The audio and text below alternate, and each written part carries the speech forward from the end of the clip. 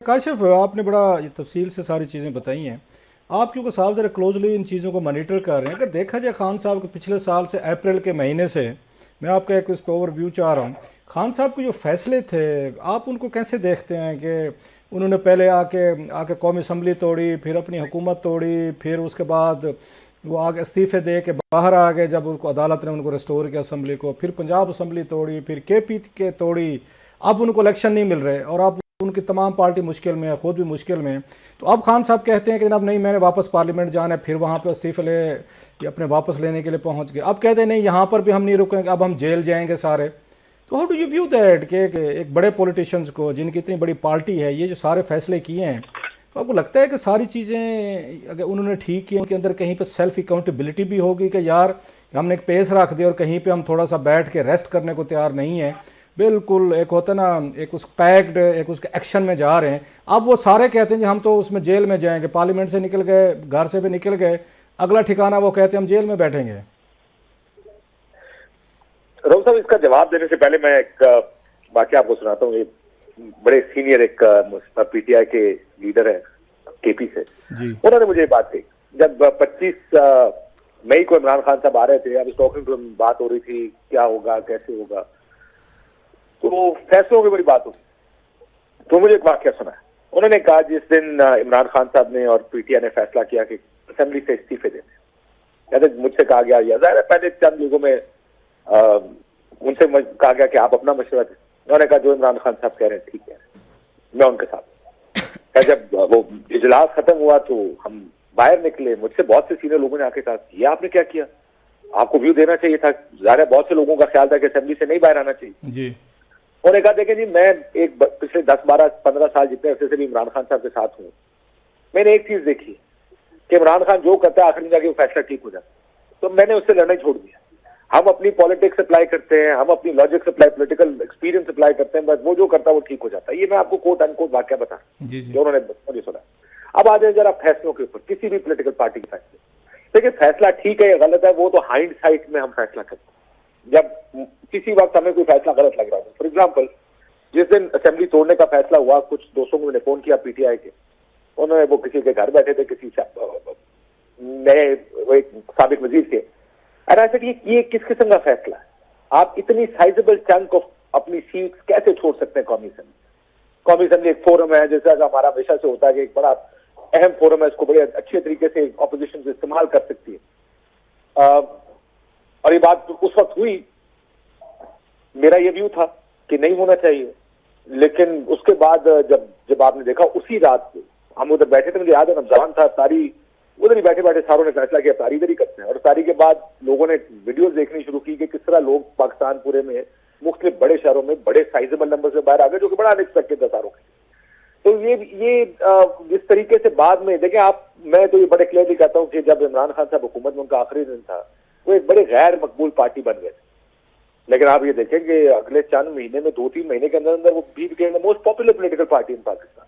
और वो साबित उन्होंने किया, चाहे पंजाब के जिम्मी इलेक्शन हो, जो 11 सीटों का इलेक्शन हुआ। नहीं, आप इसको काशिफ इस तरह देख सकते हैं कि इमरान खान साहब के वाइज फैसलों को की बजाय उनके जो अपोनेंट थे वो इतने नाहल थे, इतने निकम्मे थे, उनकी टाइमिंग इतनी ख़राब थी, उनकी कैलकुलेशन इतनी बुरी थी कि उन्होंने उस वक्त हुकूमत ली जब इमरान खान साहब का अपना जहाज़ डूब रहा था। सो आप समझते नहीं है कि इमरान खान साहब के फैसलों की उससे ज़्यादा जो अपोनेंट्स हैं उनकी नलायकी, उनकी नाहली, उनकी credibility of course it's very weak, तो उसका ज़्यादा फैक्टर है। एक तो चीज़ इस पर कमेंट कीजिएगा। और दूसरा, अगर ये हम मान लें कि इमरान खान साहब के सारे फैसले एंड पे ठीक निकलते, तो फिर जिस असम्बली को तोड़ा उन्होंने, जिससे वहाँ से निकले, तो फिर कुछ दिन पहले हम देख रहे थे वो वहाँ गए हुए थे जनाब कि हमने वापस आना है। उन्हें आगे एहसास हुआ कि हमसे गलती हुई, अपना फैसला उन्होंने गलत माना। तो बाद फैसले तो गलत भी निकलते हैं, जिसकी शायद मेरा ख्याल है वो बाद में उसको कंपनसेट करने की कोशिश करते हैं। देखिए मैंने ये नहीं कहा कि उनके सारे फैसले ठीक निकलते हैं, मैंने तो आपको सिर्फ एक वाकया सुना है। और मैंने इस वाकये का बुनियाद मैं ये बताना चाह रहा था वो ये कि फैसले के बाद 4 महीने 6 महीने बाद हाइंडसाइट में फैसला होता है कि वो फैसला ठीक था उस वक्त या गलत था। आप उस वक्त तो कोई भी पार्टी, कोई भी शख्स, जब भी आप किसी सिचुएशन में होता है, आप एक फैसला उस वक्त के हालात और वाकयात देखकर करते हैं कि मुझे लगता है ये ठीक है। लेकिन 6 महीने वक्त फैसला करता है कि वो फैसला ठीक था या गलत था। बहुत से फैसले गलत होंगे। मैंने तो वैसे आपको एक क्योंकि मेरे जहन में ये जो आपने सवाल पूछा, पहली चीज वो वाकया आया, मैं कब आपको वाकया सुना दूं। लेकिन बहुत से फैसले गलत भी होते हैं, सब पॉलिटिकल पार्टीज के फैसले गलत होते हैं। मैं नून के सबसे बड़े लीडरों में से एक, 2-3 में से एक के पास साथ बैठा था जब ये नो कॉन्फिडेंस आ रही थी। मैंने उनसे कहा, मैंने मुझे समझ नहीं आ रही आपकी पॉलिटिक्स क्या है, because I was trying to understand कि कोई भी पॉलिटिक्स, उस वक्त उनको लग रहा था कि हम ठीक फैसला कर रहे हैं।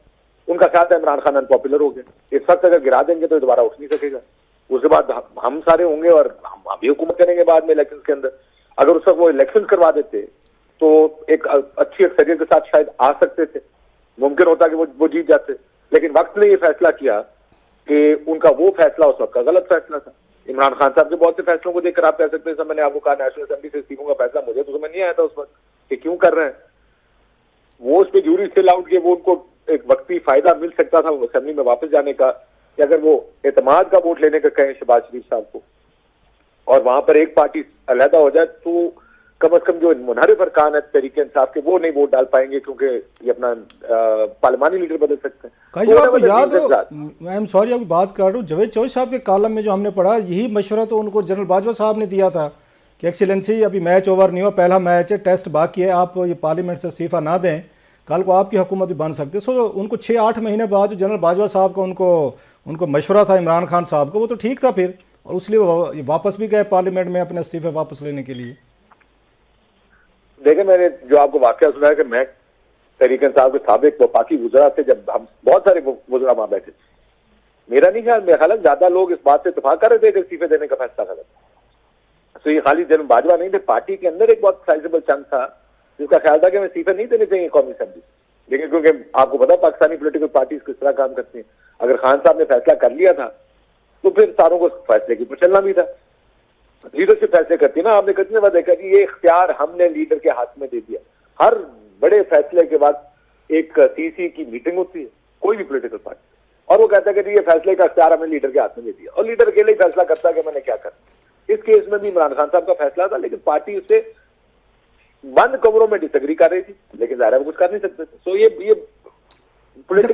अब थोड़ा सा एक और साइड पे जरा आपको लेकर आते हैं। आज मैं उनका सुन रहा था, शायद खकान अब्बासी साहब का, साबिक वज़ीर आज़म है, तो उन्होंने बहुत सारे इंकशाफात किए हैं आमिर मीर साहब के शो में। तो वो ये कहते हैं कि जनाब कि मेरी जनरल बाजवा साहब से मुलाकात नवंबर 2018 में हुई थी। उस वक्त मेरा ख्याल इमरान खान साहब मुल्क के प्राइम मिनिस्टर होंगे, if I am not wrong. अब ये मुझे नहीं पता कि उनकी ये जो मुलाकात हुई थी जनरल बाजवा साहब की, वो इमरान खान साहब के नोटिस में थी या नहीं थी, या वही जैसे खुफिया मुलाकातें होती हैं उसी तरह की होती हैं। वो कहते हैं मिफ्ता इस्माइल और ख्वाजा आसिफ भी मेरे साथ थे, ये उस वक्त की बात कर रहे हैं, नंबर 1।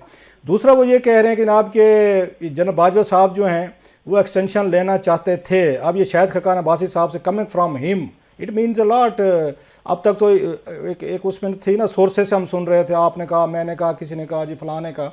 अब तो साबिक वज़ीर आज़म कह रहे हैं जो पार्टी के बहुत बड़े लीडर हैं। आपका इस पर क्या टेक है सर?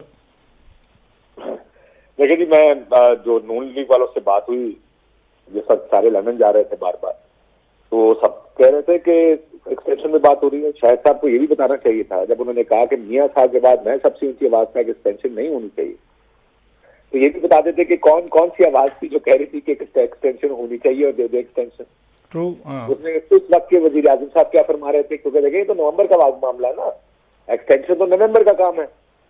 तो ये जो सितंबर, अक्टूबर, नवंबर में जो लोग लंदन गए, बार बार गए, जिसमें वजीर आजम साहब भी शामिल थे, बहुत से दौरों से वापसी में वो लंदन रुक जाया करते थे, तो ये बार बार ये कहा गया मियां साहब को, और ये पार्टी की हायरार्की, जो सीनियर हायरार्की थी पाकिस्तान में, उनमें से अक्सरियत का ये ख्याल था कि एक्सटेंशन दे देनी चाहिए।